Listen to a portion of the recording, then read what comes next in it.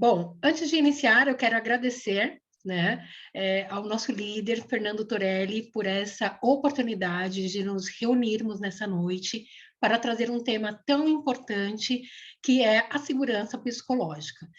Bom, o Voluntário da Saúde é um grupo de profissionais que estão reunidos, né, que dedicam seu tempo de forma voluntária para apoiar a qualificação da gestão de saúde no Brasil.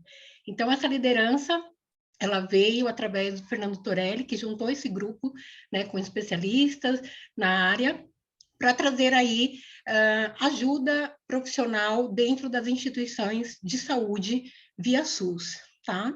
Hoje a gente vai falar sobre a segurança psicológica porque ela se tornou algo fundamental nos ambientes humanizados, né, no mundo. A gente fala de um ambiente linear, um ambiente frágil, ansioso, não compreensível, né, das gestões, e onde também se precisa de mais resultados através de pessoas criativas e com inovação. Quando a gente vai falar sobre a abordagem de gestão de pessoas, né, a gente fala também sobre a liderança humanizada. A gente fala muito de humanização, né, sobre isso, mas a gente precisa construir uma cultura de segurança psicológica também dentro desses ambientes, que é o mais importante. Então, essa cultura é implementada facilmente dentro do desenvolvimento da capacitação desses líderes, né, e quais são os seus perfis. E para essa discussão, né, eu estou muito bem acompanhada hoje, eu tenho duas facilitadoras que vão aí trazer, discursar para vocês a importância desse tema, que é a Cláudia Matias e a Patrícia Pessoa Poza.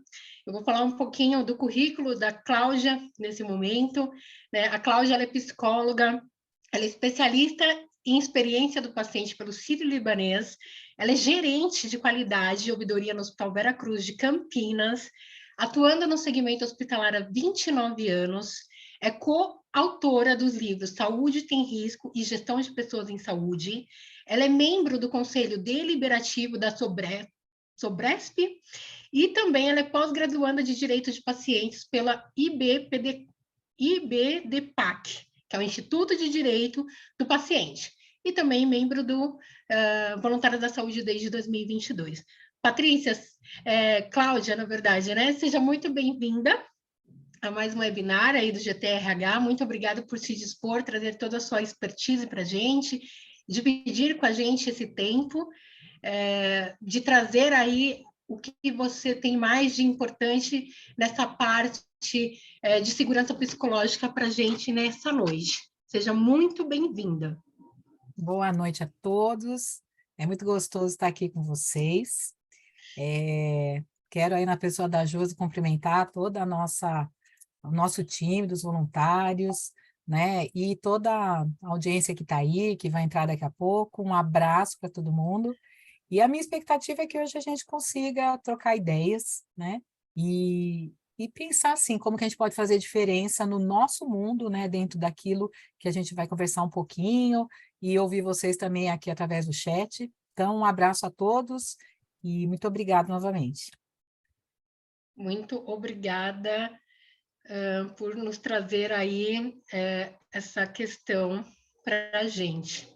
Bom, dando continuidade aqui à nossa apresentação, também temos, né, a facilitadora de hoje, que é a Patrícia Pessoa Pousa. Ela é enfermeira também, ela é doutora e mestre pela faculdade, deixa eu ver aqui, faculdade, deixa eu ver que subiu, só um minutinho. Aqui, ó.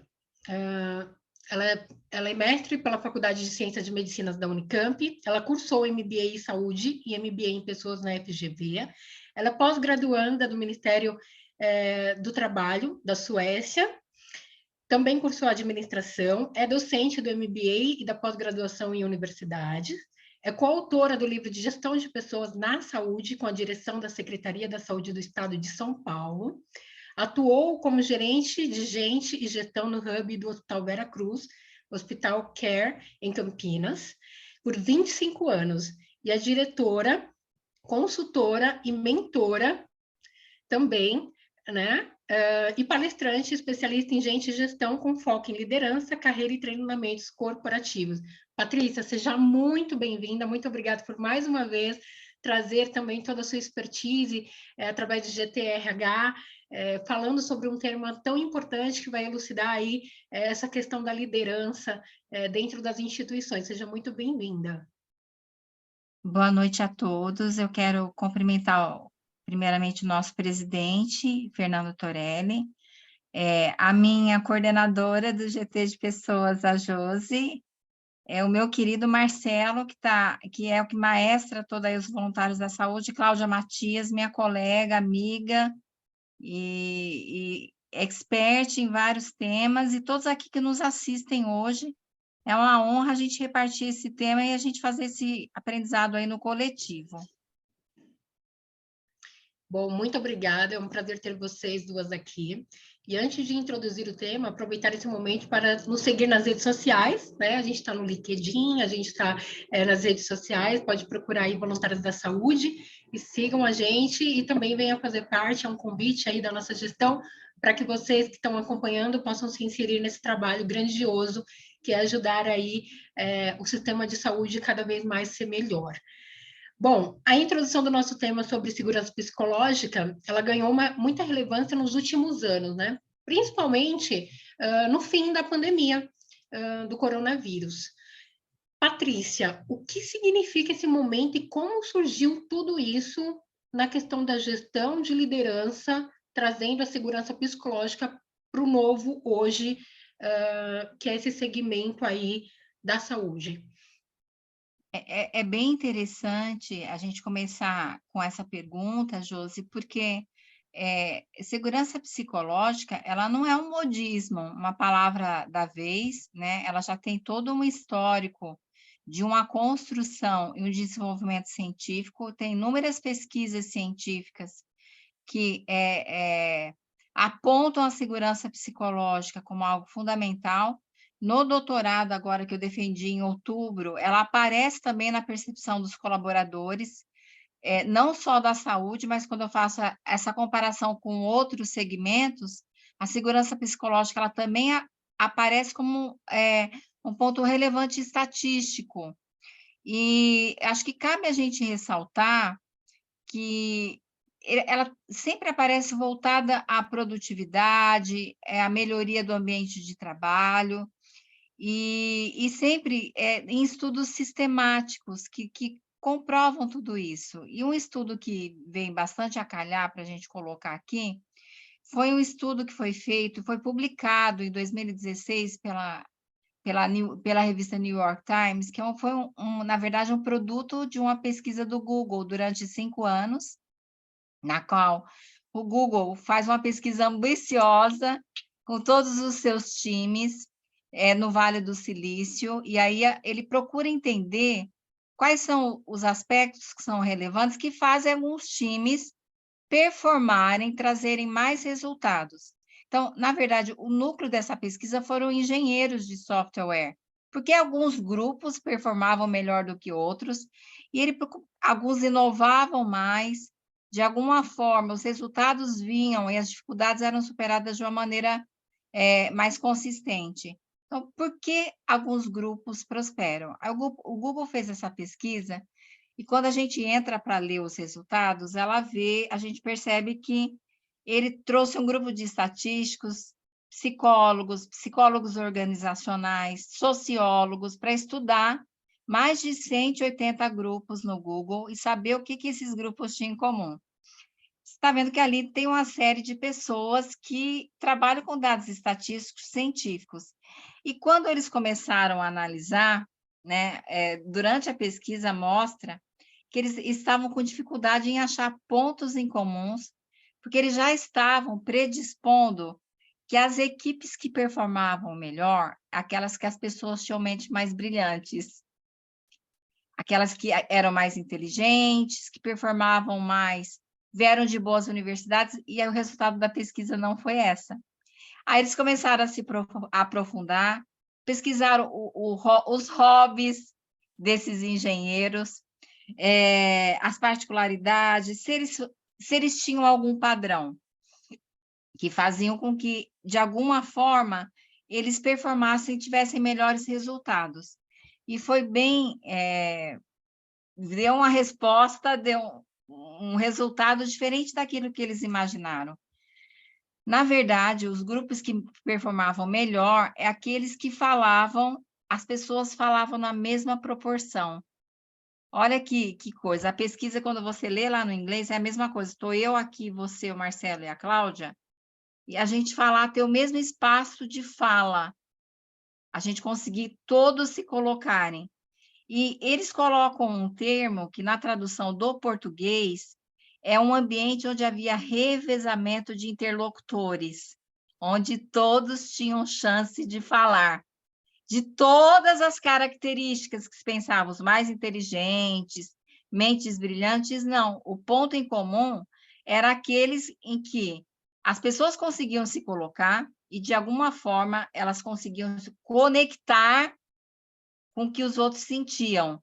E aí eles colocaram esse nome, observaram, né? A pesquisa fala que eles fizeram uma revisão bibliográfica de mais de 1.500 artigos para saber o que era isso que eles tinham encontrado de forma consistente em pesquisa no Google, e eles acharam o termo segurança psicológica, que não é tão antigo assim. O Google só comprovou aquilo que outras pesquisas científicas pipocavam em várias partes do mundo. E aí trouxe à tona o termo segurança psicológica, que é aquele espaço onde as pessoas revezam, né, a sua fala, é um revezamento social, onde as pessoas podem se colocar. Muito bom, é isso mesmo. A gente tem que trazer isso, né, de forma que todos possam acessar e ter aí também transformações dentro dos seus ambientes, né? Porque é o que vai gerar o impacto real que a gente precisa, né? Bom, eu gostaria de refletir com vocês, né, e com quem está nos acompanhando aí no ao vivo. Muito obrigada a todos vocês que estão aqui com a gente, participando, acompanhando o início dessa webinar, né? Eu quero saber sobre o conceito de segurança psicológica e de onde surgiu. Atualmente é um tema bastante falado, não é? Então, eu gostaria de saber de onde surgiu, quem trouxe, como que foi aí o início desse aprendizado organizacional. Então, vamos lá. Boa noite aí, quem aí não tinha ainda entrado novamente.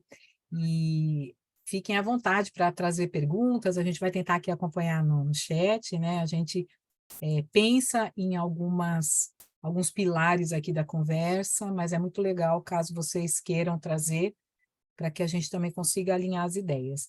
Quem gosta desse tema, né, segurança psicológica, já ouviu falar, ou já está, que nem eu, já estou me sentindo até como se eu conhecesse a Amy Edmondson. Ela é uma professora da Harvard Business School, e ela trabalha com questão de gerenciamento, de liderança, de equipes, e ela estava fazendo um estudo, e ela foi estudar a questão de erros de medicação, né? Até queria saber quem está aí no grupo que tem a ver com segurança do paciente, porque a gente, né, que gosta de segurança do paciente não consegue não consegue pensar em outra coisa.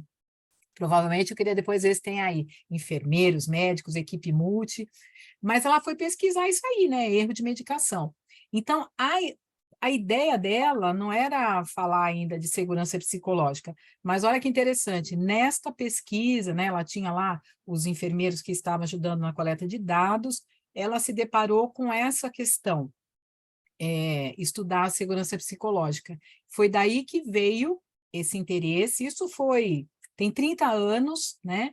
Agora, mais recentemente, é que veio à tona, porque ela reuniu também todo esse estudo, inclusive num livro, eu recomendo, esse livro já está traduzido, é um livro que é uma delícia, que é A Organização Sem Medo, né? A gente vai falar aqui um pouquinho sobre alguns conceitos centrais, mas assim, o que ela fala? A Patrícia trouxe aí um pouco da história do ambiente, existem algumas palavras-chave quando a gente vai entender segurança psicológica.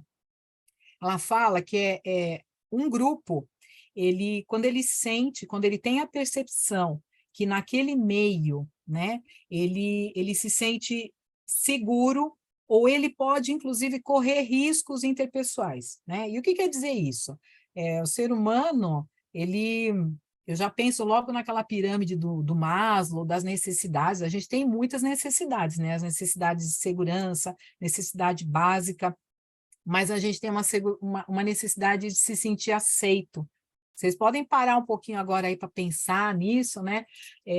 A gente vai numa aula, né? Normalmente, não sei todos que estão aí, mas vamos fazendo uma reflexão. Alguém explica alguma coisa e dificilmente, ou pelo menos quando a gente é mais jovem, né? Quem tem dúvida? Ninguém tem dúvida, né? Aí alguém fica torcendo para alguém ter dúvida para fazer a pergunta que eu estou cheia de dúvida. Então, são chamados riscos interpessoais, né? Que a gente quer parecer inteligente, a gente quer ser aceito, não por prepotência, mas às vezes até algo inconsciente da gente ser aceito naquele grupo. Então, o que a Amy traz para a gente de conceito central? Segurança psicológica é quando eu, num grupo, num time, numa célula de trabalho, eu tenho esse ambiente que me deixa seguro, eu posso correr riscos, né? Eu tenho uma relação de confiança que eu posso errar, eu posso falar alguma coisa que não é exatamente aquilo que é o correto, e então eu posso correr riscos. E é justamente isso que faz com que a gente evolua, que a gente cresça, e aí tem a ver com o que a Patrícia estava falando, né? Não são necessariamente as mentes brilhantes, mas são as mentes que estão ali conseguindo se colocar numa situação até de risco, porque aquele grupo não vai me excluir. Esse tema é muito legal porque ele fala de inclusão, né? Ele fala de empatia, e é muito a questão toda da gente pensar em como cultivar isso no dia a dia. E por que precisa cultivar isso? Não é só para as pessoas se sentirem bem, é porque ali dentro da empresa, da organização, é importante a gente produzir, né? Também, produzir com bem-estar.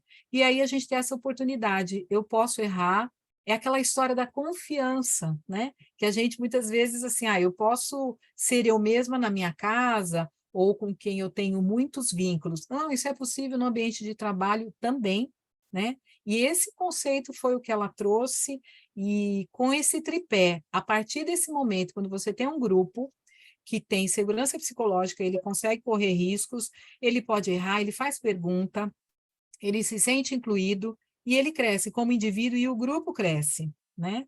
Então, é um conceito, assim, muito interessante. Ela fala dessa história do crescimento, da evolução, do aprendizado o tempo todo, né? A partir desse momento, independente não só de recursos cognitivos de cada um, esse grupo, ele é potencializado.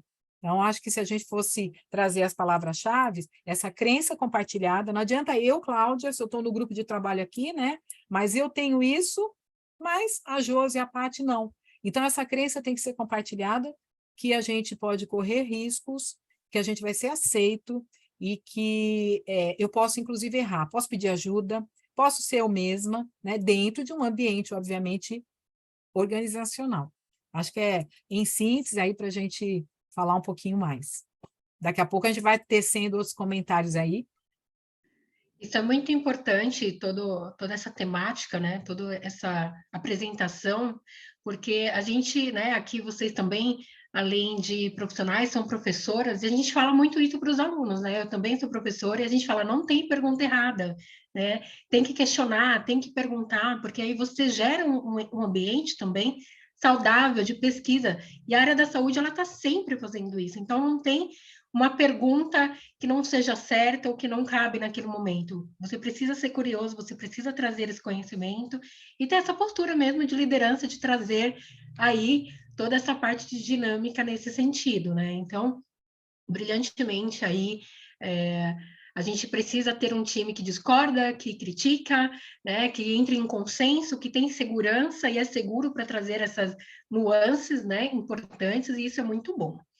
Bom, o que eu quero saber é o porquê que esse tema ganhou tanta relevância, e vou usar uma fala, né, assim, bem atual, né? Ele está nos tops dos assuntos atual de gestão de pessoas, né? E é visto como uma das características essenciais para melhorias de times e organizações de sucesso. Eu gostaria de saber da Patrícia como que a gente pode trazer essas demandas quantitativas, qualificativas e emocionais para o grupo de trabalho. Acho bem legal isso, e vem brevemente ao encontro do que a Márcia Fernanda colocou aqui agora no grupo, que a gente vai explorar um pouco mais, mas quando a gente pensa, né, nesse contexto, porque a nossa live, ela chama Gestão de Pessoas em Segurança Psicológica, né? Então, a gente tem que fazer essa correlação entre esses temas, né? Quando a gente pensa em gerir pessoas, com essa variável, né, que é uma cultura, né, você traz a cultura das pessoas poderem se colocar, é uma coisa que começa lá em cima e ela vai cascateando. Você está pensando em dar espaço, de cuidar, né, de quem cuida da empresa. Então, você está abrindo espaços para que as pessoas possam colocar a sua expertise e as suas competências. E de alguma forma, como você até começou a live, Josi, nesse mundo tão ansioso, de rápidas mudanças e de tanta instabilidade, a gente precisa de múltiplas competências para que a gente consiga superar as nossas metas, os nossos desafios, e de forma solitária, individual, nós não temos esse rol de competências que a gente precisa. Até entrando um pouquinho na resposta da Márcia, e que a gente vai falar depois, mas hoje a gente consegue medir se a gente tem ambientes de segurança psicológica. Por que eu estou falando isso com propriedade? Porque na minha tese de doutorado eu fiz essas medidas, da medida do ambiente psicológico, depois eu vou falar que instrumentos que a gente usa. Ela, por si só, ela é importante, mas ela é correlacionada com outros fatores, o quanto as pessoas são reconhecidas, as demandas de trabalho que a gente tem, que eu estou falando da volumetria, da exigência laboral que a gente tem, o grau de reconhecimento, o grau das nossas lideranças, o apoio horizontal, que seria dos nossos pares, o apoio vertical, que seria das nossas lideranças, levando em consideração a justiça organizacional, o quanto eu sou desenvolvido, e a segurança psicológica, ela aparece como um fator de bem-estar, né? Um fator de proteção para o nosso bem-estar e para a nossa saúde como trabalhadores. E é bem interessante, e a gente está falando de pesquisas aqui, né? A gente falou da pesquisa do Google, a Cláudia citou da pesquisadora Amy, lá da Harvard Business Review, né? E você tem várias pesquisas que mostram isso. A gente até separou de uma pesquisa belga aqui, que fala a respeito de reforça, né, que foi feito entre os enfermeiros para reforçar essa questão de segurança.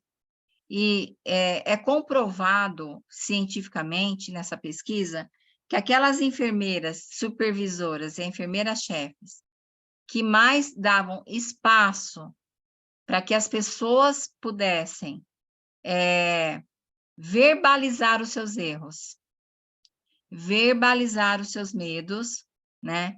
Numa cultura justa e não punitiva, eram os grupos que erravam menos. Eram os grupos que tinham mais segurança na assistência e que tinham uma qualidade melhor, quando a gente está falando agora em termos de saúde. Mas isso é um construto que se desdobra em qualquer tipo de segmento.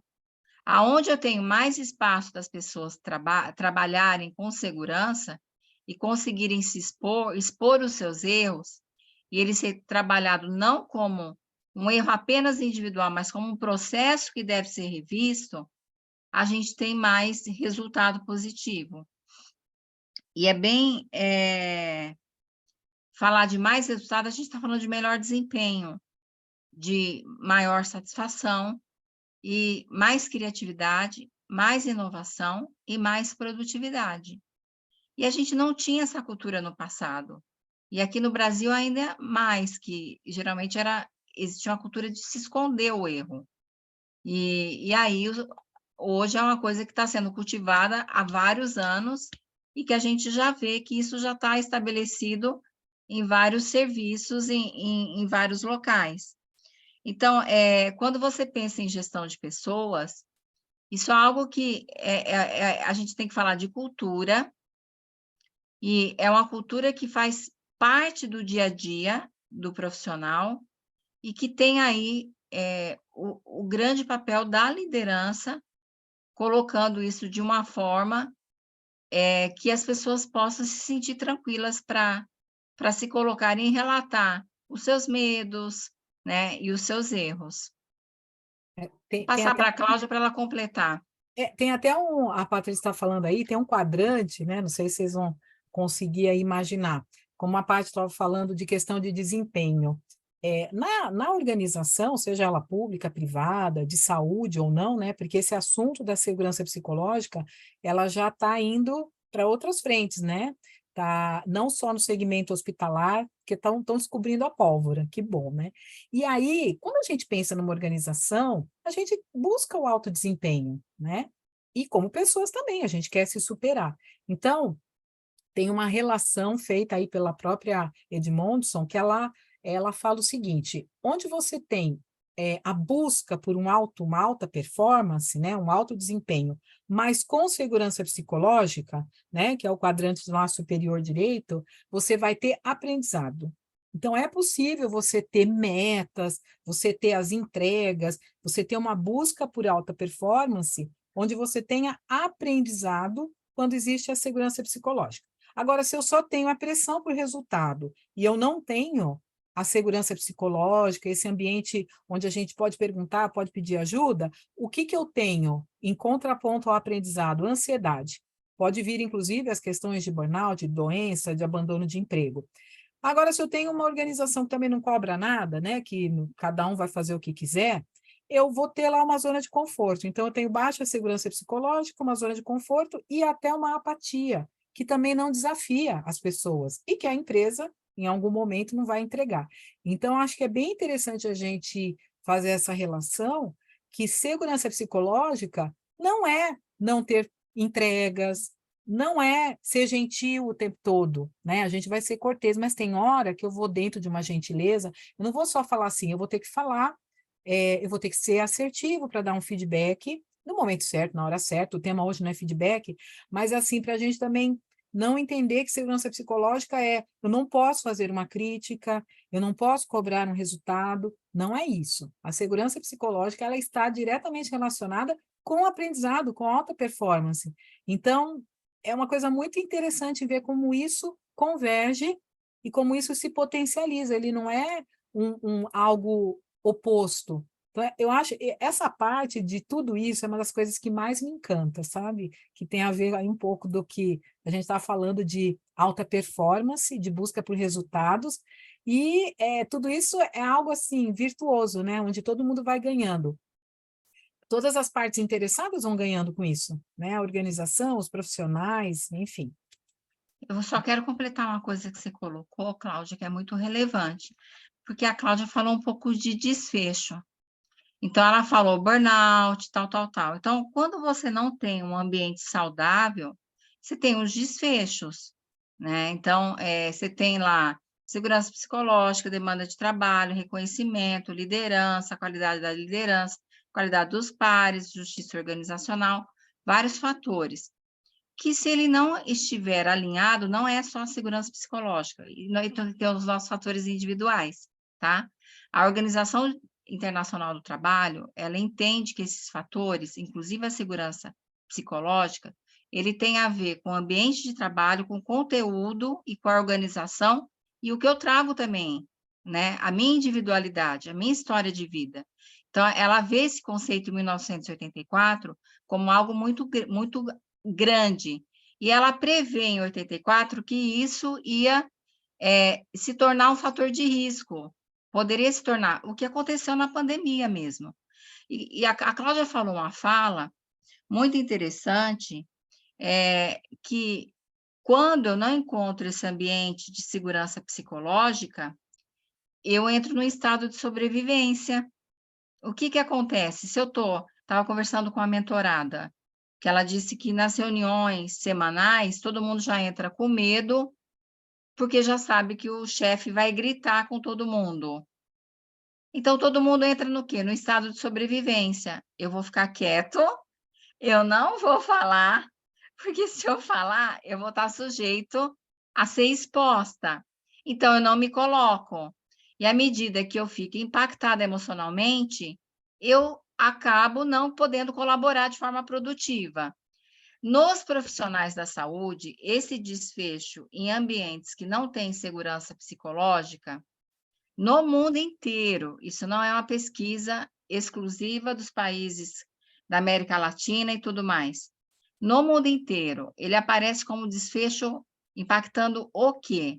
Problemas de sono, depressão, sintomas depressivos, burnout, e uma coisa muito grave para nós profissionais da saúde, além do sintoma emocional, você ter impacto na sua parte cognitiva, né? No seu raciocínio, e a gente pensa muito para atuar frente a um paciente, a um cliente. Se de alguma forma a gente, devido a uma junção de fatores de risco, a gente pode impactar a assistência ao paciente. E só complementando, quando o Google fez essa pesquisa, que ele coloca a segurança psicológica em primeiro lugar, ela fala que o segundo fator que mais impactou, que ela não, na verdade, não tinha ideia que a pesquisa ia parar nisso. Aliás, todo mundo que fez essa pesquisa teve susto com os resultados que ela deu. Ela coloca que a confiança no líder e confiança nos colegas. Ela coloca também o senso de propósito, em quarto lugar. Eu anotei aqui, o terceiro lugar é as pessoas sentirem que os objetivos delas são claros. Então, são fatores que, se você for pensar bem, tá bem na mão do líder para esse preparo, né? De poder criar uma cultura. E a própria OMS, na publicação dela de 2022, agora, do ano passado, ela coloca a importância do treinamento das lideranças. E ela nunca tinha se posicionado dessa forma. Que líder tem que ser treinado? Olha a responsabilidade de qualquer categoria. Aí ela desdobra isso, que na saúde mais ainda, e também em ambientes de alta vulnerabilidade, por exemplo, Médicos Sem Fronteira, tem que ter um treinamento mais especial ainda. E ela coloca isso, fiz uma tradução livre, não é uma tradução oficial ainda, eu traduzi lá as tabelas que a OMS coloca, que deve ser levada em consideração. Perfeito. Só fazendo também um link importante, quando a Cláudia traz, falando sobre feedback, né, eu quero convidar vocês a verem, né, o webinar que a gente fez, falando sobre também processos seletivos, falando sobre feedback de resposta dos candidatos, que isso também é importante, né? Porque isso também traz a segurança psicológica de quem está querendo entrar dentro das instituições, feedback que o profissional também está recebendo. Convido vocês também a estarem indo lá assistir o webinar que nós fizemos aí, falando sobre o processo seletivo, que fala muito sobre isso, né? O anseio do candidato em ter uma resposta, em estar ali dentro daquela instituição, de ter uma segurança psicológica nesse sentido da espera também, isso é muito importante, né? E eu convido vocês aí a estarem lá verificando aí essa webinar passada. Bom, como podemos relacionar tudo isso, né, com a saúde? Principalmente com as técnicas de cultura de segurança. Segurança do paciente, cultura não punitiva, a gente vê muito isso, né? É difícil você encontrar um ambiente realmente que o profissional ele pode expor suas ideias, né? Por mais que a gente fale, por mais que exista aí palestras sobre isso, incentivo para que as empresas instituem isso dentro das suas organizações, ainda essa segurança do profissional poder trazer ali seus anseios, seus medos, ainda é uma cultura muito fechada, né? Como que a gente pode trazer isso e trocar esse olhar punitivo, essa insegurança de trazer o erro, de ter a qualificação e não receber essa punição, que muitas das vezes é um afastamento, e assim por diante? Eu vou até aproveitar, acho que é Ana Cristina, não estou conseguindo ler o sobrenome. Ela fez uma, Salerno. ela fez uma pergunta aqui e que tem bem interessante vou tentar relacionar inclusive com uma questão que a Patrícia fez e com o que você me falou aí. Medo é uma tanto que faz parte do título desse último livro aqui, acho que é o último livro da Amy Edmondson, porque a questão do medo, né? Quando e ela está pedindo algumas dicas, aí a gente também vai trazer aqui algumas ideias, mas assim, o oposto aí da segurança psicológica é a gente pensar no medo, né? E a Paty falou de uma reunião, alguém que entrou na reunião que já quer ficar quieto, né? Quando o silêncio é uma forma de defesa, né? Que às vezes é consciente ou não.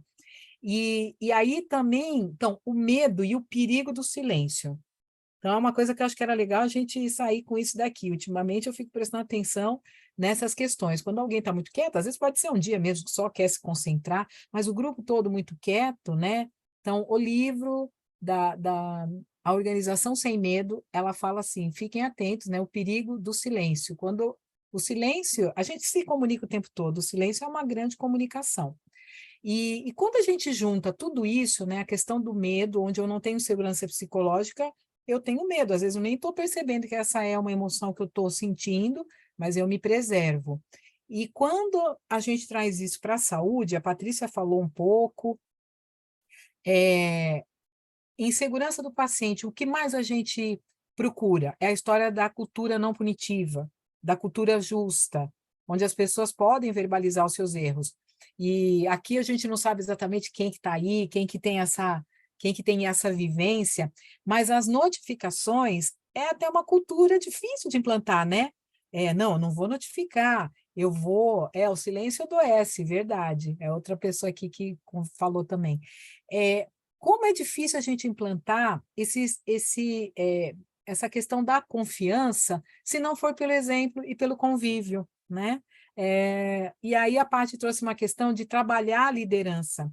O líder, ele precisa ser bastante trabalhado, não só para ele também lidar com as suas próprias questões, mas para ele trazer o time, né?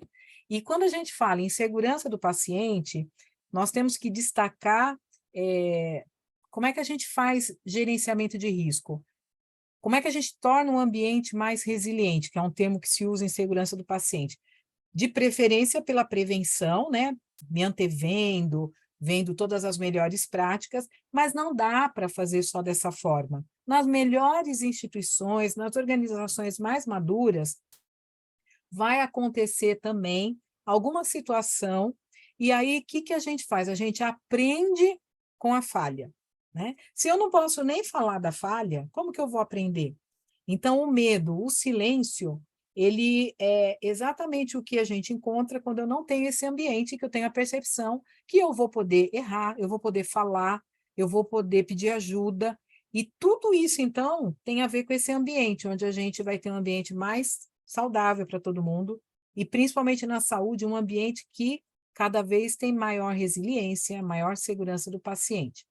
Nós temos aí algumas dicas para trazer no final, viu, Ana? Aí a gente já coloca aqui, a gente vai deixar um pouquinho mais para o final, trocar umas ideias aqui com vocês, de como fazer isso. Agora, tem uma questão que a Paty trouxe aí também, uma palavra mágica também na minha cabeça, assim, cultura. Cultura, a gente não implanta. Vamos agora implantar cultura. Cultura a gente desenvolve no dia a dia. É no jeito de ser, né? E outra coisa, quando não, a cultura ela vai acontecer de qualquer jeito na instituição. Se a cultura não está vindo já desenhada, né, dessa liderança que sabe qual é o caminho, quais são os valores negociáveis, a cultura vai acontecer de baixo para cima. A cultura vai acontecer, é o jeito de ser, né? E é super importante a gente ter em mente de como que a gente pode, no dia a dia, fortalecer essa cultura através de práticas, programas, isso sim a gente pode implantar, que é o que e o como, né? O que eu quero e como fazer. Aí sim eu acho que existem alguns métodos, algumas dicas que a gente pode conversar e falar aqui um pouquinho mais daqui a pouquinho. Josi? Perfeito, perfeito. Bom, a gente já tem aqui algumas participações. Quero agradecer a participação da Ana, que também faz parte do GTRH, né? Está aqui com a gente, e aos demais também que estão aqui colocando no chat, participando, né? E quem falou sobre o silêncio adoece, isso fui eu, né? Que coloquei ali no chat que uma pessoa falou que o silêncio também, né? Por quê? Porque a gente fala muito sobre a questão também da saúde mental, né? Então, tudo isso permeia nesse assunto, né? Se você tem uma segurança psicológica dentro da instituição, você também está trabalhando a saúde mental do colaborador, e isso é muito importante, né? Frisando aí, mais uma vez, essa questão aí de liderança nesse meio tempo, né? O que que a gente tem vivido, dentro dessas novas organizações também, que é muito importante, né, falar sobre isso. E eu quero saber, Cláudia, só para dar uma continuidade, né, quais são os riscos que esse profissional corre dentro de uma instituição que não tem esse ambiente seguro, né? E ele quer ali demonstrar suas insatisfações ou suas ideias, suas inseguranças para melhorar o ambiente de trabalho. Então, a Patrícia falou da pesquisa, né, do que aconteceu, né, no Google, que as pessoas achavam que eram as mentes mais brilhantes. O medo, independente de ser na empresa ou não, o medo, ele paralisa a gente. E o medo interfere na questão do nosso próprio aprendizado. A Patrícia falou um pouco sobre isso também, interfere na nossa parte neurológica, na nossa parte cognitiva. Então, eu acho que são algumas perdas de oportunidade, tanto desse profissional como da própria empresa e do próprio time. Se eu estou num lugar onde eu estou fechado, eu não tenho a percepção do erro, eu não tenho uma livre expressão, que isso também é segurança psicológica na prática, né? Eu poder falar do erro, poder pedir ajuda, poder expressar o que eu estou sentindo, poder contribuir e poder criticar. Quando a gente não tem esses espaços, né, quais são os riscos? Acho que aí algumas coisas vão acontecer de acordo muito com cada pessoa. Tem pessoas que elas vão embora, a gente pode perder talentos, outros vão ficar, mas eles vão ficar naquela zona da apatia, né, que eu falei ali, e podem até prejudicar o próprio grupo, né? Cada um ali que não vai trocar, um vai prejudicando não o desempenho, mas o potencial daquele grupo. Então, acho que os riscos são inúmeros. E acho que um risco grande que eu gostaria de falar, né? Pensando na experiência do paciente, que é algo que para mim, eu tenho um apreço muito grande pela história da experiência, por isso até que eu fui estudar essa temática, é a satisfação. Hoje, a gente sabe que a empresa ela é um lugar onde todos precisam ganhar.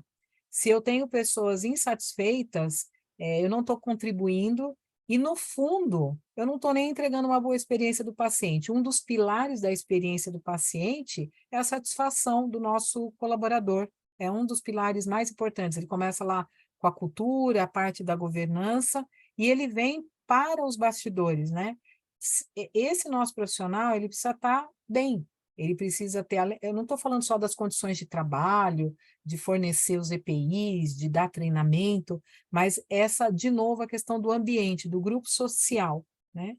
Então, os riscos são de insatisfação, de absenteísmo, turnover, perdas de possibilidades de crescimento, porque a segurança psicológica ela é um diferencial extremo para a produtividade de uma organização, sem contar que ela cumpre o seu papel social também. A gente fica mais de um terço da nossa vida no trabalho.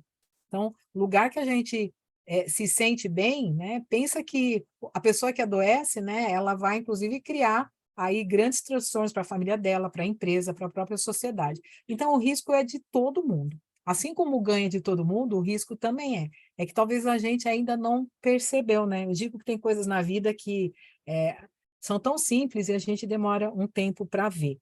E se a gente pensa na área da saúde, como a Patrícia falou, quanto mais percepção eu tenho, inclusive das minhas vulnerabilidades, das minhas falhas, ou mesmo do grupo, eu posso sinalizar, olha o ganho, né, para todo o sistema de saúde. Muitas vezes, quando a gente vai analisar uma falha de um processo que gerou ou não um dano, um evento, a gente se depara com situações de omissão, né? Ou que as pessoas não falaram, ou que nem perceberam que aquela situação estava acontecendo com elas. E, de novo, vem uma importância da liderança, né? Eu lembro de um dia, conversando com uma pessoa que eu estava acostumada ali numa rotina de trabalho, e perceber que aquela pessoa não estava bem naquele dia, porque a gente é humano, né? Aquele negócio que fecha o portão, fica da porta para fora, isso não existe. Nós somos seres humanos e que bom, a gente vai trazer o nosso lado pessoal, né, para dentro do hospital, guardadas as devidas proporções, o nosso papel como profissional, mas a gente tem dias que a gente vai precisar de ajuda, até porque a gente pode não estar bem e não ter nada a ver com a empresa. Para quem que eu posso pedir ajuda? A quem eu consigo me reportar? E principalmente quando a gente está cuidando de outras vidas. Então, são riscos e ganhos, assim, intermináveis, né? Tudo Só isso queria por conta da segurança completar psicológica, né? uma coisa a mais que não é muito falado, mas que é muito visto em pesquisas científicas, é o presenteísmo, tá?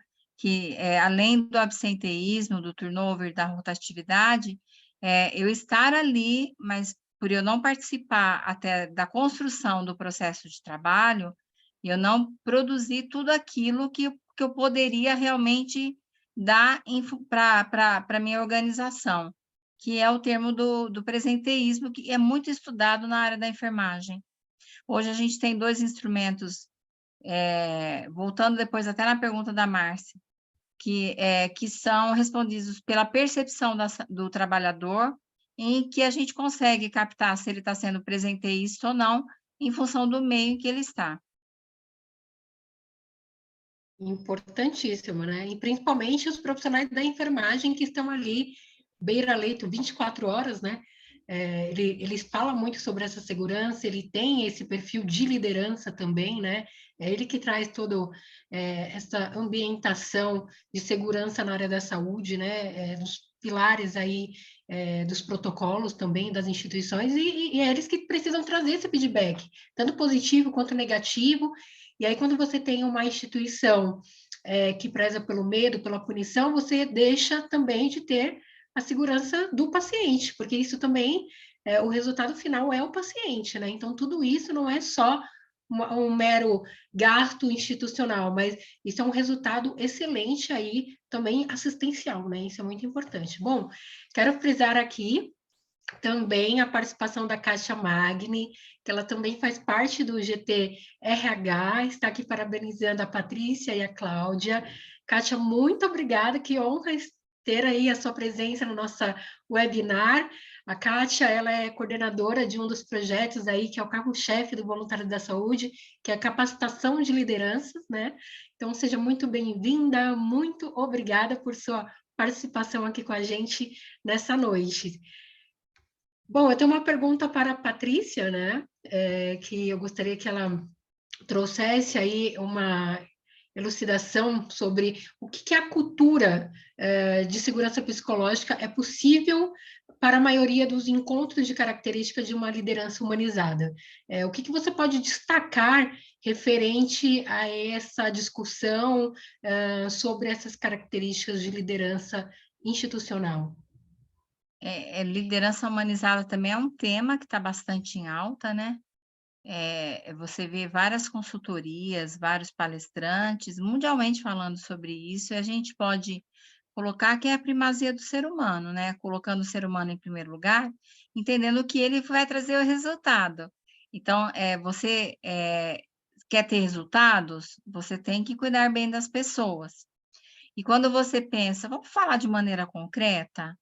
Então, o que seria? Um líder acessível. Eu estou ali, eu me lembro bem a equipe, né? Você está ali 100% com cada pessoa que você vai conversar. Tá o telefone tocando, tá caindo um monte de coisa no WhatsApp, né? Você está sendo chamada, mas naquele momento aquela pessoa é especial para você e você está acessível. Uma outra coisa que é fundamental, que é na verdade, é uma das apostas do LinkedIn para esse ano, é a vulnerabilidade. É eu abraçar a minha humanidade, eu ter a coragem de ser imperfeito. Na medida que eu, como líder, eu reconheço que eu tenho as minhas limitações e eu tenho a coragem de verbalizar isso para o meu time, para quem quer que seja, eu preciso de apoio, esse não é, na verdade, o meu ponto mais forte, eu preciso de você, né? Eu estou me colocando como ser humano, as pessoas também sentem um espaço para se colocar. Então, o líder de capa de herói não existe mais, porque ele não consegue dar conta na verdade, equilibrar todos os pratinhos. Ele precisa do acúmulo de competências de todo o time. Então, acho que essa palavra vulnerabilidade, ela está intrinsecamente relacionada com a questão de segurança psicológica, que é quando eu me coloco, e como é bom a gente sentar em situações que ao nosso olhar é trazido como algo que é um desafio e a equipe conseguir chegar no resultado. À medida que você faz isso, as pessoas se engajam, né? Aí nos resultados. Tem um case de Cleveland que ele fala sobre algo que é bem pé no chão, né? Que a gente pode falar de liderança humanizada, o líder acessível, com uma comunicação pertinente a cada pessoa, ele tem que entender o estilo comportamental que ele tem e daquele que está ao lado dele, para que a gente possa ter uma comunicação que a gente considere eficiente. Mas acho que uma coisa que é extremamente importante, por exemplo, o Cleveland fala sobre os rounds de liderança, que é você ir até o seu colaborador, ao seu cliente, ao seu fornecedor, a todas as partes interessadas e perguntar como ela está. Por exemplo, você fazer café da manhã. Quando você abre um espaço, as pessoas falam, mas vá pronto para você se rever. Porque na hora que você está dando um feedback, você também está sendo avaliado. Na hora que você está abrindo um espaço e muitas vezes o colaborador, o profissional, ele tem uma demanda reprimida, ele vai falar, ele vai observar se você está acolhendo, se você está aceitando e está tendo desdobramento daquilo que ele está colocando. Canais de denúncia, que muitas vezes ele não tem coragem de colocar, porque às vezes é um ambiente que ele não sente segurança psicológica. Você tem que ter canais na verdade, um RH é uma área de gestão de pessoas, agente de gestão, como achar melhor chamar, antenado, né? Observando nas entrevistas de desligamento, observando o adoecimento, tudo isso é possível, e é possível ter empresas boas para se trabalhar, empresas saudáveis, todo mundo quer isso é um esforço por parte de todos, em que haja um equilíbrio entre a balança do financeiro e a balança das pessoas, porque isso traz sustentabilidade, traz menos rotatividade, como a Cláudia falou, cultura se desenvolve, não é fácil você ficar trocando as pessoas e elas entendendo e participando de uma outra cultura. Então, é uma construção de uma liderança humanizada e é de humano para humano, né? Nós somos humanos e a gente ter essa interlocução com o outro de forma humana também. Muito bom. Aliás, deixa eu aproveitar uma coisa que você trouxe aí que me inspirou. Primeiro, falar, dar um oi para a Kátia, é um prazer, não estou conseguindo ver, né? Mas que legal que ela está aí, e é uma das pessoas, acho que foi a primeira pessoa que me inspirou muito nesse tema, porque ela sempre trouxe isso com tanta paixão, e aí eu acho que dá para a gente fazer uma relação com a questão que a Patrícia trouxe, né? O líder, ele continua sendo humano, ele tem um papel diferente como líder, mas ele não deve estar num nível que distancie as pessoas. Acho que é uma reflexão importante que eu gostaria de deixar aqui, que é um perigo também, essa questão do distanciamento de poder. Existem pesquisas que mostram que as pessoas, quanto mais alto nível, mais ela se sente muitas vezes na segurança psicológica, ela entende que ela está segura, e isso não deve ser verdade. A segurança psicológica, o ambiente de inclusão, ele deve ser em todos os níveis. né? Então, acho que é legal falar isso, dar um oi para a Kátia, dizer que ela sempre me inspirou nesse tema e falar desse gancho que a Patrícia trouxe, né? A gente pode, em qualquer papel da nossa vida, a gente continua sendo humano. Moreno, que traz muito a questão dos papéis para a gente, né, em psicodrama, ele fala muito dos papéis. Então, na nossa vida, a gente tem muitos papéis. E a liderança é um papel, mas ela não nos faz nem mais nem menos humano, ao contrário, acho que é tudo isso que a Paty falou, a gente tem algumas responsabilidades, mas a gente precisa estar muito perto da humanidade do outro e reconhecer a nossa. Falar das nossas humanidades, das nossas mazelas, não nos tira o respeito enquanto liderança, pelo contrário. Então, eu tenho tido cada vez mais esse exercício, se eu não estou bem por alguma questão, ou alguma coisa até que possa ter mexido comigo enquanto pessoa, eu compartilho. Falo, olha, eu gostaria que vocês soubessem que aconteceu isso, pode ser do meu lado pessoal, ou algum conflito, né? E conflito é algo inerente às relações humanas. Em segurança psicológica, os conflitos, eles são positivos. É diferente de confronto, onde a gente sai brigando, ofendendo, né? E aí me lembra um autor, que é o Timothy Clark, que também é uma referência em segurança psicológica, que ele fala de estágios, da gente ter a inclusão, da gente se sentir incluído, da gente aprender, da gente contribuir, deixa eu levar a minha ideia, e da gente poder criticar. Né? Esse é um exercício também, é uma dica aí, né? A gente não veio com receita de bolo, mas a Pátria trouxe dicas, eu queria falar algumas. A gente pode dar projetos para as pessoas e pedir ideias. Nem sempre todas as ideias vão ser aceitas, né? Uma vez eu tinha uma colaboradora que ela falou, vou te apresentar um projeto, mas eu queria combinar com você uma coisa. Eu falei, o quê? Olha, você não vai falar nada e eu gostaria que você aceitasse o projeto. Eu falei, bah, então a gente nem precisa conversar sobre esse projeto. Eu falei, gostaria que você falasse, eu vou te ouvir, quero dar minha contribuição, e a gente vai chegar em um lugar, né? Pode ser que alguma coisa eu tenha, inclusive, que dizer não, eu vou te explicar o porquê sim, o porquê não. E aí a gente foi criando essa relação, mas eu achei muito interessante, eu nunca esqueci esse pedido que ela me fez antes de apresentar o projeto. E aí, de trabalhar isso, não, eu vou falar, você vai contribuir, a gente vai chegar num lugar bom para todo mundo, né?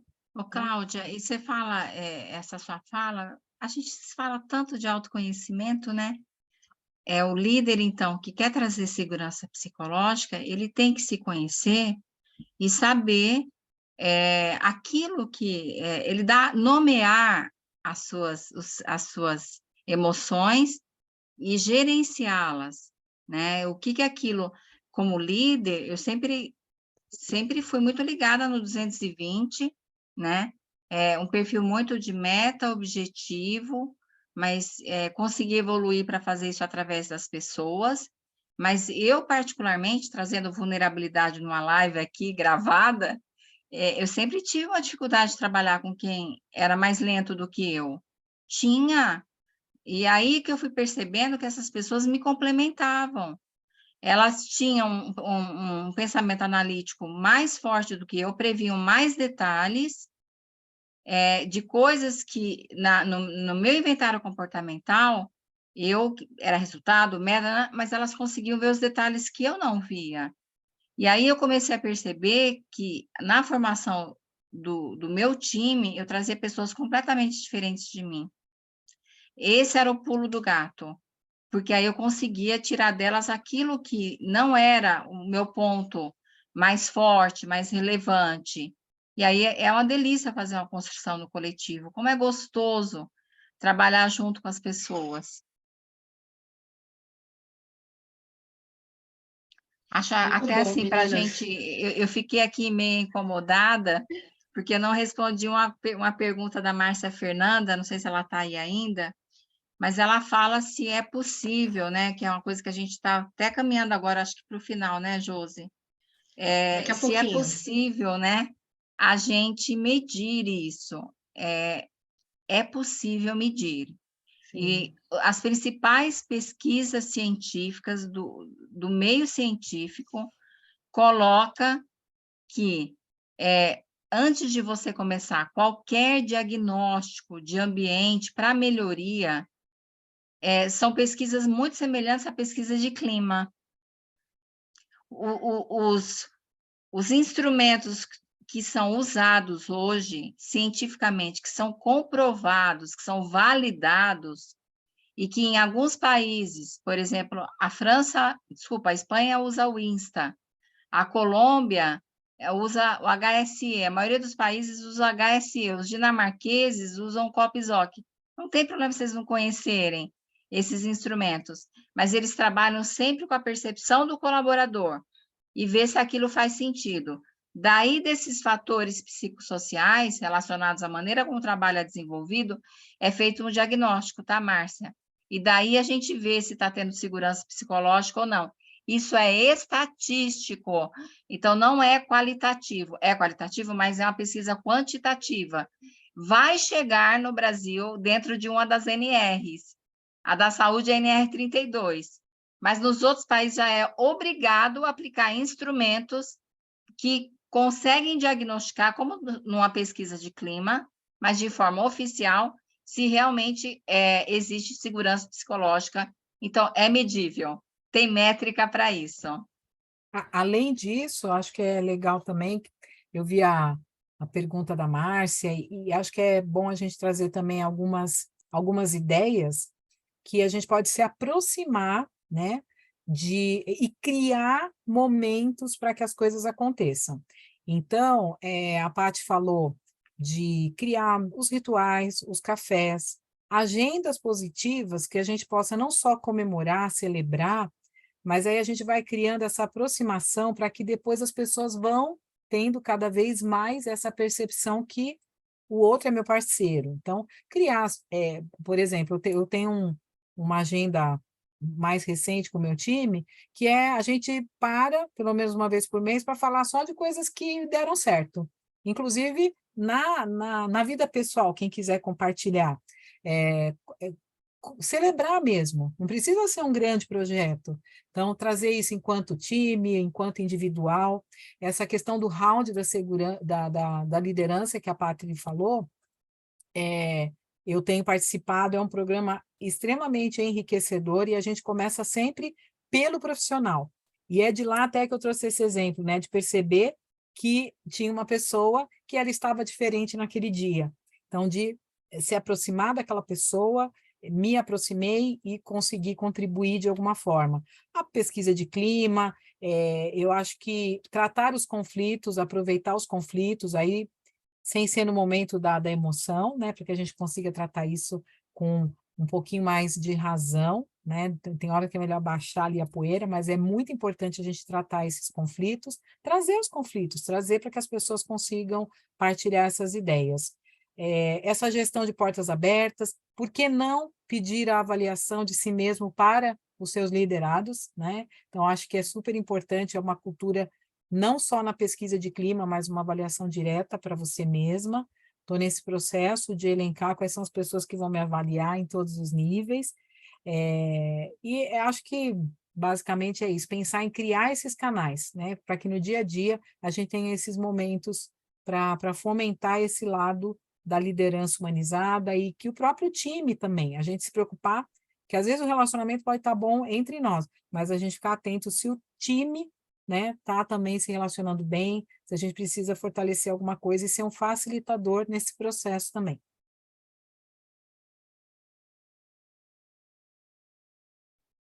Perfeito.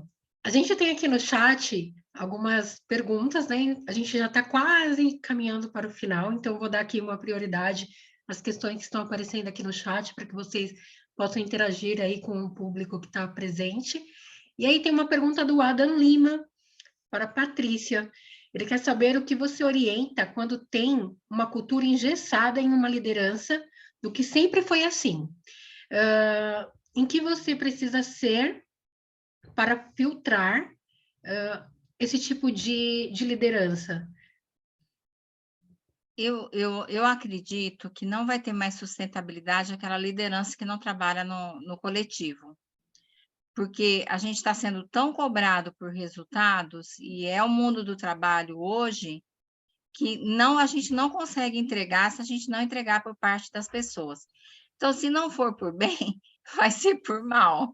Eu vou aprender a precisar do outro, a entender que eu preciso do outro. e eu acredito muito no que o governo, a governança dessa empresa coloca, né? O empoderamento que ela dá, e o quanto ela desdobra isso, e o quanto ela forma esses líderes. Isso ela premia aqueles líderes que são do chicote, que conseguem resultado a todo custo. Como é que a empresa vê dessa forma, né? Como é que isso está sendo feito? Hoje em dia, nós, clientes, estamos cada vez mais exigentes em termos de atendimento, em termos do como e o quê. E não adianta a gente não conseguir resultados se a gente não vai conseguir treinar as nossas lideranças. E eu estou falando, ontem na reunião que a gente estava do Voluntários da Saúde, o Torelli parabenizou um dos hospitais em que a gestora de pessoas estava lá, e ela é extremamente ativa e engajada, porque ele falou, tem muitos hospitais e muitos locais que têm budget para treinamento, dinheiro para treinamento, e não faz, e vocês fazem mesmo sem ter, e vem resultado. Então, depende aí, como a Cláudia até falou, cultura se desenvolve, mas é uma liderança que não tem sustentabilidade se ela não se transformar, porque agora está entrando inteligência artificial, é tanta coisa para a gente aprender que a gente precisa do outro. Uma questão também é Alan, né? Acho que é Alan que fez a pergunta. Adam Lima. O Adam, para tentar contribuir, tenho visto que onde a gente tem algumas metas integradas, né? Não só a meta do resultado, mas a meta, lógico, da questão da sustentabilidade financeira, a meta que vem da satisfação das pessoas, a meta da satisfação do cliente. Quando a gente consegue compor, né? Talvez sensibilizar essas lideranças, a alta liderança, que o resultado ele se sustenta se ele não tiver só num pilar. Então, propor isso, né? Seja uma metodologia de painel de metas, onde eu tenho minimamente, vou medir quanto que os nossos colaboradores são felizes aqui ou não, porque reconhecimento não é só salário, né? Quanto que as pessoas se sentem reconhecidas, quanto que elas podem contribuir. Por exemplo, desafiar, né, os gestores ali do primeiro nível, o que você faz de diferente na sua equipe? Você trouxe algum desafio? Eu vejo muito isso. Dá um projeto para algumas pessoas do seu time tocar. Então, eu acho que propor um painel que seja equilibrado em alguns pilares, não só na parte financeira, pode trazer para a alta liderança, pode trazer uma sensibilização, porque uma meta, por melhor que ela esteja, ela sozinha, num pilar, por exemplo, lá de financeiro, ela não se sustenta. Ou ela vai criar um problema a médio prazo, por exemplo, que pode ser perder os talentos, perder os clientes, perder reputação. Então, acho que mostrar que a sustentabilidade, o segredo da sustentabilidade está em dividir, né, e equilibrar. Eu acho que é um tema, e fica uma sugestão para a gente fazer uma roda de conversa com mais pessoas sobre empatia clínica, né? Quando a gente fala de tudo isso que a gente está falando, a empatia clínica hoje é uma soft skills necessária para quem é da área de saúde. Não é uma coisa, eu tenho, eu não tenho, não. E pode desenvolver. Então, acho que é super importante. Se a gente tem essa questão da empatia desenvolvida, a gente vai atender melhor o cliente e vai trazer isso para dentro do nosso time também. Perfeito. Tem uma participante aqui, é a Evelyn Fernandes. Ela deixou um recado bem interessante. Ela fala assim, um líder que reconhece suas falhas, que mostra-se vulnerável e humano, traz maior segurança e liberdade para sermos humanos também, com o paciente, com o grupo de assistência e também ali, né, no seu ambiente. Ela é técnica de enfermagem e ela está aqui colocando o depoimento dela sobre isso. Eu acho muito interessante, né? Principalmente vindo de profissional de linha de frente, né? Que é onde enxerga tudo, vê tudo, sente tudo, onde o final realmente da pirâmide chega, né? A base dessa pirâmide toda para sustentar esse ambiente organizacional são os profissionais da enfermagem. Evelyn, muito obrigada por você estar aqui na nossa webinar, tá aqui participando com a gente, né? ter profissionais, né, a equipe multi, né, fazer parte dessa equipe multi é muito, muito importante também. Bom, a gente tem aqui também pessoal parabenizando a live, a Patrícia, a Cláudia, pelo excelente webinar, né? Muito interessante aqui. Se tiver alguém que ficou sem alguma resposta, por favor, nos sinalize, né? A gente já está encerrando a nossa webinar, é rápido, é um tempo, né, gostoso, que a gente vai aí desmistificando muitos assuntos, tirando muitas dúvidas, mas a gente tem um tempo pequeno, né, para tanto assunto importante, bom, para a gente poder discutir sobre isso. E eu gostaria de saber de vocês, meninas, a Cláudia e a Patrícia, também algo muito importante que se refere aqui, frente a todo esse cenário, né? Como que a gente pode promover, destacar e fortalecer essa cultura privilegiada de segurança psicológica? Cláudia? Eu acho que é uma soma aí de um pouquinho de tudo que a gente falou. Destacaria primeiro ter essa consciência, né, do quanto isso é importante, e pensar no autodesenvolvimento, no autocuidado, na questão da vulnerabilidade, na liderança pelo exemplo, né, de falar das suas dificuldades, para que a gente consiga, eu acho que trocar, né, medo por comprometimento e, e essa questão do silêncio que a gente falou por franqueza. Ser franco, né, e ser transparente, para mim, é um valor inegociável.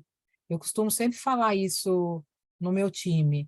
É, por mais difícil que o que a gente vá falar ou vá ouvir, é muito melhor do que não ouvir ou ouvir isso fora do espaço que deveria ser. Então, acho que é começar por nós. Eu acho que é uma forma, né? Já foi falado um pouco da questão da cultura, a cultura demora para a gente desenvolver, mas vamos começar. E às vezes a gente trazendo um comportamento que as pessoas até não estão acostumadas, aquilo faz com que todo mundo fique pensando, né? Então, trazer esse aspecto seu como liderança, isso não nos dá o direito de não sermos bons e não estarmos ali atuando para sermos eficazes, efetivos naquilo que a gente faz. Mas a gente, como ser humano, sim, pode ter dias que não está legal, pode pedir desculpas. Isso a gente pode fazer na educação dos nossos filhos, né? Autoridade e autoritarismo não se confundem. Quando a gente pede desculpa ou vamos sentar para ver o que a gente pode fazer diferente, isso fortalece a gente. Isso cria uma questão de confiança e de respeito que a gente não imagina.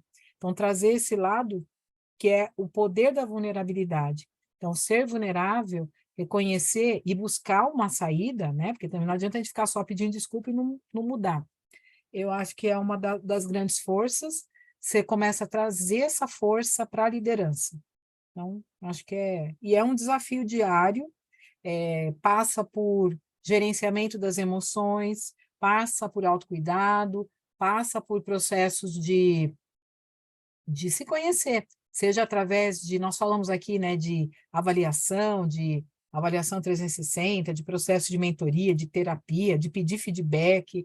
Então, passa por vencermos a nós mesmos, né, da gente ter eu acho que até é uma questão da humildade, e a humildade não é fraqueza, né? E reconhecer fragilidades do ser humano não é fraqueza. Então, acho que pensar um pouquinho nisso, o ambiente de trabalho pode e deve ser um ambiente gostoso, a gente não precisa misturar os canais, né, do que é pessoal, que às vezes a gente quer deixar um pouco mais reservado, mas a gente pode ter sim esses momentos. E quero deixar uma dica que eu gosto muito, e acho que é porque é um pouco meu jeito de ser, a história do humor. Eu gosto, a Josi viu, né? Assim, tem hora, lógico que a gente não vai sair fazendo piada onde não é cabível, mas o humor, né, no time, é uma coisa assim que ajuda bastante, né? Pelo menos eu gosto de trazer essa pitada aí do humor dentro de um ciclo de confiança com quem também permite, e a gente falar da gente mesmo e trazer essa leveza para aquilo que é tão duro no dia a dia, né? Principalmente quando a gente tem que lidar com questões mais difíceis na área da saúde. Então, acho que é um pouquinho aí, acho que são as minhas dicas, a minha fala. Perfeito. O humor, ele quebra, né, esse engessamento que foi tanto falado aqui no chat, né? Porque você trata com leveza. Eu falo isso muito para os meus alunos, né? Eles falam, professora, você traz leveza no dia a dia, né? A preceptoria, muitas das vezes, traz esse peso, né, da nota, das coisas. E o ambiente de trabalho na saúde, ele traz essa responsabilidade, esse peso maior, né? Então, você tratar com leveza certos assuntos também é importante porque agrega, acolhe, né? A gente traz essa aproximação também. Tem um recado aqui muito legal da Luciana Freitas, que ela fala assim: excelente a abordagem do tema apresentado. De extrema importância que as organizações tenham essa visão e a ação de aplicabilidade sobre a nova gestão contemporânea. Isso é muito importante, né? Cláudia, Patrícia, a gente trazer isso, né, para os dias atuais, né? Pós-pandêmico, principalmente, né? A gente nunca sabe quando a gente pode voltar de novo para uma pandemia, a gente está sempre aí em alerta, né, mundial sobre isso, e ter essa rotatividade de gestão de aproximação, ela é importante desde que você também dê liberdade para o novo, né? Para as novas ideias, para um novo perfil de profissionais que estão entrando aí no mercado de trabalho também, que é muito importante. A gestão de pessoas fala muito sobre isso, né? E eu gostaria, para a gente já ir para a fase final, uma reflexão de cada uma de vocês referente a esse tema, para deixar aqui para o pessoal que está nos acompanhando. Olha, eu quero trazer novamente a questão do medo. Até no livro da Amy tem uma frase que é do Edmund de Burke, que há mais de 250 anos, né? Que ele escreve sobre isso. O medo limita a nossa habilidade de pensamento, nossas ações efetivas, aí acho que até afetiva, né? Isso não está na frase dele, eu estou colocando. Então, mesmo o mais talentoso dos empregados, como é a frase que ele coloca, diante do medo, ele vai ter uma série de riscos, né?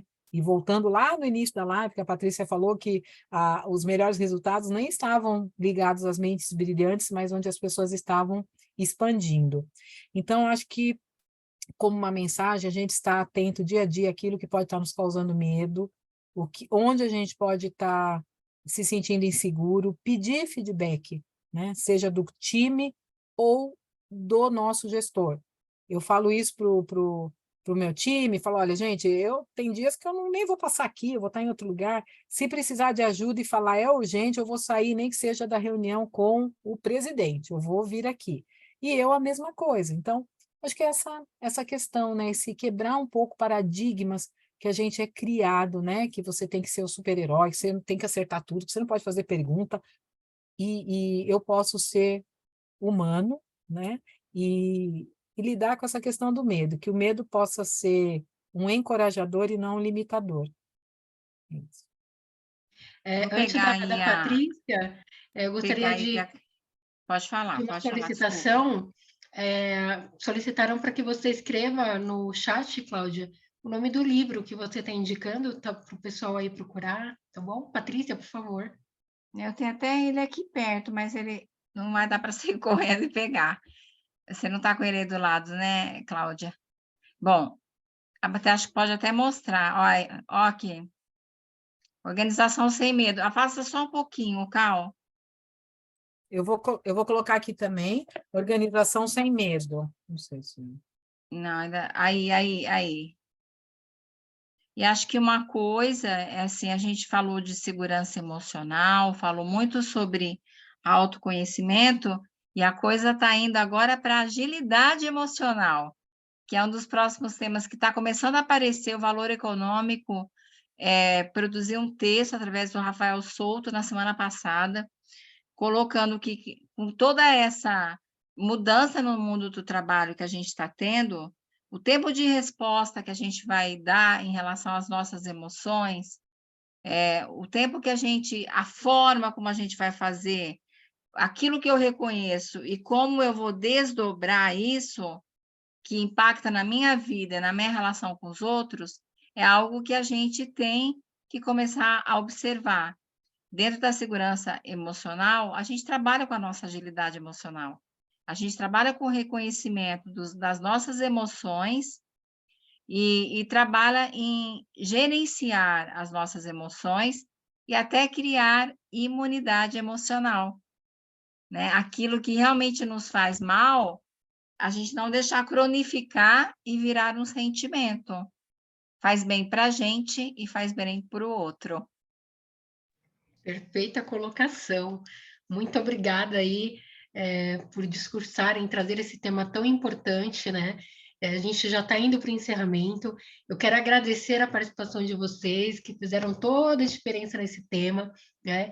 E antes da gente encerrar, eu quero agradecer também a cada um que ficou aqui com a gente até este momento. Marcelo, muito obrigada por nos acolher, por trazer aí essa webinar aí para essas pessoas poderem alcançar esse conhecimento tão vasto, tão importante, né, tanto da Patrícia quanto da Cláudia, né, a gente falar sobre o exercício da liderança segura é muito importante, né? Segurança psicológica ela é muito importante hoje nesse meio. Então, eu deixo aqui o meu agradecimento. Quero agradecer também, mais uma vez, ao nosso presidente do Voluntários da Saúde, que é o Fernando Torelli. Muito obrigada por nos permitir, através desse canal, levar tanto conhecimento, né, para o público, para a gestão de saúde hoje, principalmente do SUS, para que eles possam ter aí as qualificações para assistência de forma geral. Bom, quero deixar aqui o meu abraço a todos. Muito obrigada por tudo que vocês estão fazendo aí. Você que ainda não conhece ou não participa do Voluntários da Saúde, quer estar nesse time também, podendo aí doar o seu tempo, voluntariado, para poder fazer a diferença para o SUS, com a sua expertise, entre em contato com a gente, através do link do Voluntários da Saúde, conheça também as nossas plataformas nas redes sociais, e seja muito bem-vindo, e muito obrigada pela participação de todos vocês, até breve, e a gente se encontra por aí. Meninas, um super beijo, muito obrigada, uma ótima noite a todos. Obrigada, Josi, Marcelo, todo mundo aí, um abração. Obrigada. Até mais, pessoal. Tchau. Tchau, tchau.